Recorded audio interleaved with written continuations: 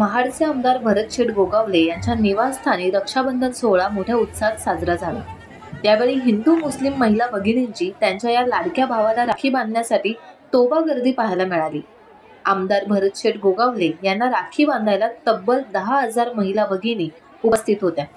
आमचा भाऊ पुन्हा आमदार होणार असे आशीर्वाद त्यांनी यावेळी भरत गोगावले यांना दिले। या रक्षाबंधन सोहळ्याला सुषमा गोगावले, विकास गोगावले, साधना गोगावले यांच्यासह मतदारसंघातील शिवसेना, युवा सेनेचे पदाधिकारी, कार्यकर्ते मोठ्या संख्येने उपस्थित होते।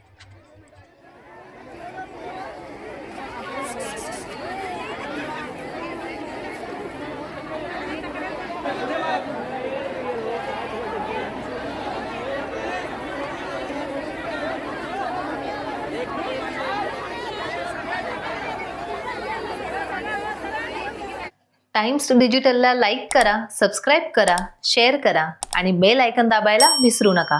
पाहत रहा टाइम्स डिजिटल।